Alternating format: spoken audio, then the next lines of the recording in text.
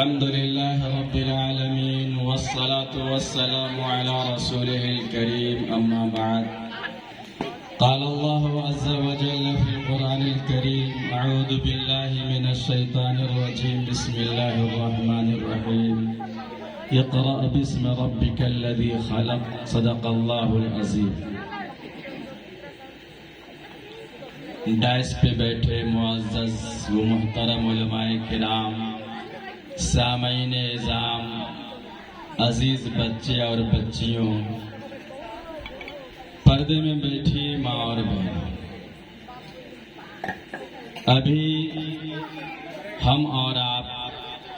مغرب بعد سے لے کے اب تک اپنے محلے کے بچے اور بچیوں کے پروگرام کو سماعت کیا اور سنا. یقیناً یہ پروگرام اس محلے کے لیے، باشندگان محلہ کے لیے، اہل محلہ کے لیے بہت ہی اہمیت کا حامل ہے. یہ پروگرام آپ حضرات کی محنت، خلوص اور محبت کو واضح کرتا ہے، بتاتا ہے. خاص طور سے جناب مولانا اکبر قاسمی صاحب، جنہوں نے بڑی جانفشانی سے، بڑی محنت سے اس پروگرام کا انعقاد کرایا ہے اور بچے اور بچیوں کو اس لائق بنایا ہے کہ وہ آ کے مائک پہ، اسٹیج پہ مائک تھام کے کچھ بول سکے. اکبر صاحب کی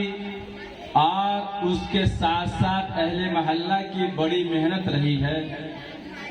اکبر صاحب کے زیر نگرانی، یا پھر یہ کہہ لیجیے اکبر صاحب اس محلے میں امامت کے ساتھ ساتھ 2 مکاتب چلاتے ہیں. ان کا 2 مکتب چلتا ہے. ایک مکتب جو ہم کھڑے اور آپ بیٹھے ہیں بغل میں ہے، اس میں چلتا ہے صبح میں، اور دوسرا نعمت صاحب کے دولت قدے پہ شاید ظہر کے بعد چلتا ہے. یہ مکتب یقیناً ہمارے اور آپ کے بچوں کے لیے، ہمارے اور آپ کے نونہالوں کے لیے ایک عظیم سرمایہ ہے. ان مکاتب اور مکاتب کے بچے، اساتذہ کی فکر کرنا اور ہر طرح کی سہولیات فراہم کرانا،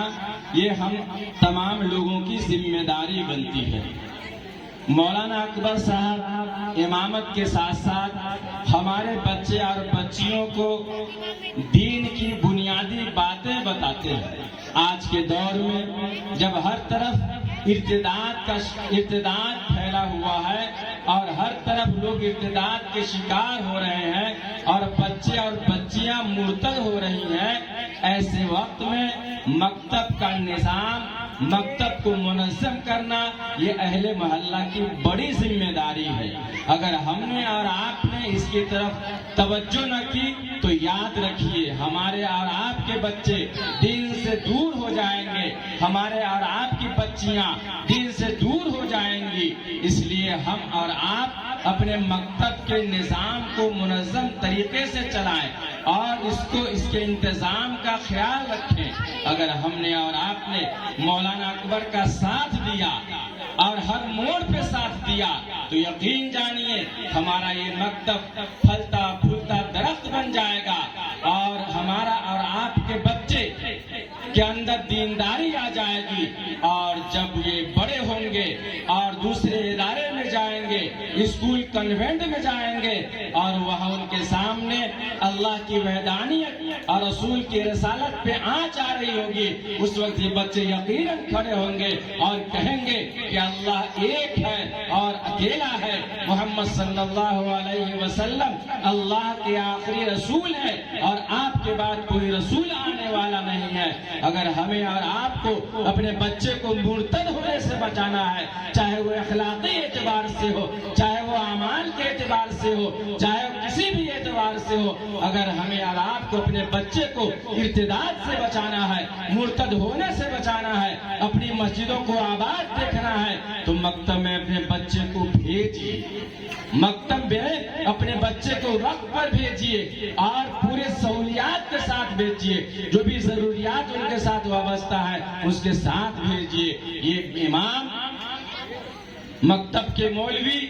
مدارس کے مولوی، اس کا بڑا احسان ہے قوم پہ، چاہے یہ قوم اس کو سمجھے یا نہ سمجھے۔